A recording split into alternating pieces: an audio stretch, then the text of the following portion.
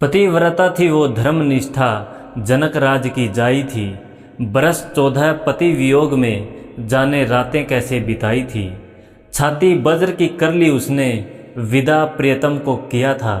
रोक लिए थे अश्रु भी उसने, वचन लखन ने जो लिया था। अमावस की काली रैना सी, देखी थी उसने विरह की रातें। हमदर्द उसका न कोई था, वो तन्हाइयों संग करती थी बातें। शक्ति लगी जब सौमित्रे के, इंद्रजीत ने बाण मारा था। छू न सका कोई प्राण लखन के, काल को भी इसने ललकारा था। बरस 14 जिसने सहे विरह में, उसको मिला न नाम उल्लेखों में। जनक सुता उर्मिला का त्याग, दब गया रामायण के किन लेखों में। नमस्कार, भक्ति कथा और कहानी में आपका स्वागत है।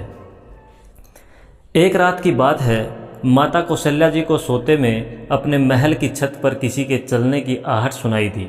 नींद खुल गई। पूछा कौन है। मालूम पड़ा श्रुतकीर्ति जी, सबसे छोटी बहू शत्रुघ्न जी की पत्नी है। माता कौशल्या जी ने उन्हें नीचे बुलाया। श्रुतकीर्ति जी आई, चरणों में प्रणाम कर खड़ी रह गई। माता कौशल्या जी ने पूछा, श्रुति इतनी रात को अकेली छत पर क्या कर रही हो बेटी?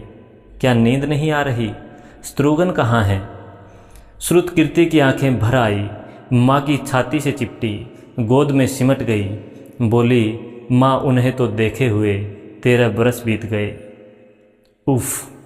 कौशल्या जी का हृदय कांप कर छटपटा गया। उन्होंने तुरंत आवाज़ लगाई। सेवक दौड़े आए। आधी रात ही पालकी तैयार हुई। आज शत्रुघ्न जी की खोज होगी। कौशल्या माँ शत्रुघ्न को खोजने चली। जानते हैं शत्रुघ्न जी कहाँ मिले? अयोध्या जी के जिस दरवाजे के बाहर भरत जी नंदीग्राम में तपस्वी होकर रहते हैं, उसी दरवाजे के भीतर एक पत्थर की शिला है। उसी शिला पर अपनी बाह का तकिया बनाकर लेटे मिले। माँ सिराहने बैठ गई। बालों में हाथ फिराया तो शत्रुघ्न जी ने आंखें खोली। माँ! शत्रुघ्न जी उठे, चरणों में गिरे। माँ, आपने क्यों कष्ट किया? मुझे बुलवा लिया होता। माँ ने कहा, शत्रुघ्न यहाँ क्यों? शत्रुघ्न जी की रुलाई फूट पड़ी। बोले, माँ, भैया राम जी पिताजी की आज्ञा से वन चले गए। भैया लक्ष्मण जी उनके पीछे चले गए। भैया भरत जी भी नंदीग्राम में हैं। क्या ये महल, ये रथ, ये राजसी वस्त्र विधाता ने मेरे ही लिए बनाए हैं? माता कौशल्या जी निरुत्तर हो गई। यह है राम कथा। यह भोग की नहीं, त्याग की कथा है। इसे ही कहते हैं रामायण। यहाँ त्याग की ही प्रतियोगिता चल रही है और सभी प्रथम हैं, कोई पीछे नहीं रहा। चारों भाइयों का प्रेम और त्याग एक दूसरे के प्रति अद्भुत, अभिनव और अलौकिक है। रामायण जीवन जीने की सबसे उत्तम शिक्षा देती है। भगवान राम को 14 वर्ष का वनवास हुआ तो उनकी पत्नी सीता मैया ने भी सहर्ष वनवास स्वीकार कर लिया। बचपन से ही बड़े भाई की सेवा में रहने वाले लक्ष्मण जी कैसे राम जी से दूर हो जाते?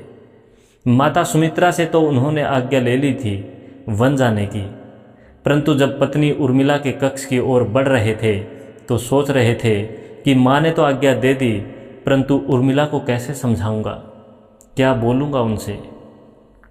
यही सोच विचार करके लक्ष्मण जी जैसे ही अपने कक्ष में पहुँचे तो देखा कि उर्मिला जी आरती का थाल लेके खड़ी थी और बोली, आप मेरी चिंता छोड़ प्रभु श्री राम की सेवा में वन को जाओ।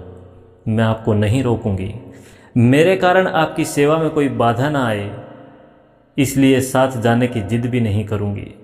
लक्ष्मण जी को कहने में संकोच हो रहा था, परंतु उनके कुछ कहने से पहले ही उर्मिला जी ने उन्हें संकोच से बाहर निकाल दिया। वास्तव में यही पत्नी का धर्म है। पति संकोच में पड़े उससे पहले ही पत्नी उसके मन की बात जानकर उसे संकोच से बाहर कर दे। लक्ष्मण जी चले गए, परंतु 14 वर्ष तक उर्मिला ने एक तपस्विनी की भांति कठोर तप किया। वन में प्रभु श्री राम, माता सीता की सेवा में लक्ष्मण जी कभी सोए नहीं, परंतु उर्मिला ने भी अपने महलों के द्वार कभी बंद नहीं किए और सारी रात जाग जाग कर उस दीपक की लौ को बुझने नहीं दिया। मेघनाथ से युद्ध करते हुए जब लक्ष्मण जी को शक्ति लग जाती है और हनुमान जी उनके लिए संजीवनी का पर्वत लेके लौट रहे होते हैं, तो बीच में जब हनुमान जी अयोध्या के ऊपर से गुजर रहे थे तो भरत जी उन्हें राक्षस समझकर बाण मारते हैं और हनुमान जी गिर जाते हैं। तब हनुमान जी सारा वृत्तांत सुनाते हैं कि सीता जी को रावण हर ले गया, लक्ष्मण जी युद्ध में मूर्छित हो गए हैं। यह सुनते ही कौशल्या जी कहती हैं कि राम को कहना कि लक्ष्मण के बिना अयोध्या में पैर भी मत रखना, राम वन में ही रहे। माता सुमित्रा कहती हैं कि राम से कहना कोई बात नहीं, अभी शत्रुघ्न है, मैं उसे भेज दूंगी, मेरे दोनों पुत्र राम सेवा के लिए ही तो जन्मे हैं।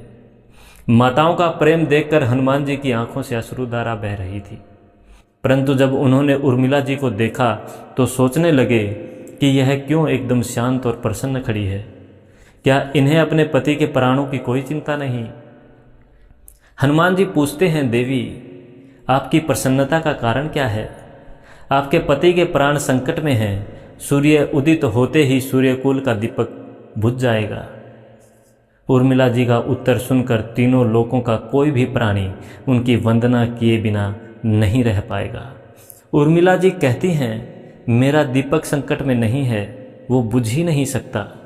रही सूर्योदय की बात, तो आप चाहे तो कुछ दिन अयोध्या में विश्राम कर लीजिए, क्योंकि आपके वहाँ पहुँचे बिना सूर्य उदित हो ही नहीं सकता। आपने कहा कि प्रभु श्री राम मेरे पति को अपनी गोद में लेकर बैठे हैं। जो योगेश्वर प्रभु श्री राम की गोद में लेटा हो, काल उसे छू भी नहीं सकता। यह तो वो दोनों लीला कर रहे हैं। मेरे पति जब से वन गए हैं तब से सोए नहीं हैं। उन्होंने न सोने का प्रण लिया था, इसलिए वे थोड़ी देर विश्राम कर रहे हैं, और जब भगवान की गोद मिल गई तो थोड़ा विश्राम ज़्यादा हो गया। वे उठ जाएंगे, और शक्ति मेरे पति को लगी ही नहीं, शक्ति तो प्रभु श्री राम जी को लगी है। मेरे पति की हर श्वास में राम है, हर धड़कन में राम है, उनके रोम रोम में राम है, उनके खून की बूंद बूंद में राम है। और जब उनके शरीर और आत्मा में ही सिर्फ राम है, तो शक्ति राम जी को ही लगी, दर्द राम जी को ही हो रहा। इसलिए हनुमान जी आप निश्चित होके जाएं, सूर्य उदित नहीं होगा। इसे कहते हैं रामायण। राम राज्य की नींव जनक जी की बेटियां ही थी, कभी सीता तो कभी उर्मिला।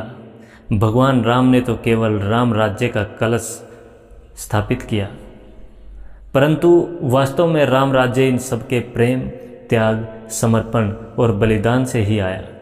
जिस मनुष्य में प्रेम, त्याग, समर्पण की भावना हो, उस मनुष्य में राम ही बसता है।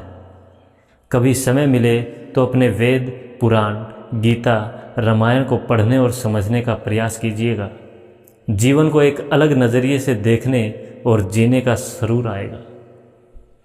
लक्ष्मण सा भाई हो, कौशल्या सी माई हो, स्वामी तुम जैसा मेरा रघुराई हो। नगरी हो अयोध्या सी, रघुकुल सा घराना हो। चरण हो राघव के, जहाँ मेरा ठिकाना हो त्याग भरत जैसा, सीता सी नारी हो। लव कुश के जैसी संतान हमारी हो। श्रद्धा हो श्रवण जैसी, सबरी सी भक्ति हो। हनुमत के जैसी निष्ठा और शक्ति हो। ये रामायण है, पुण्य कथा श्री राम की। जय श्री राम, जय हिंद।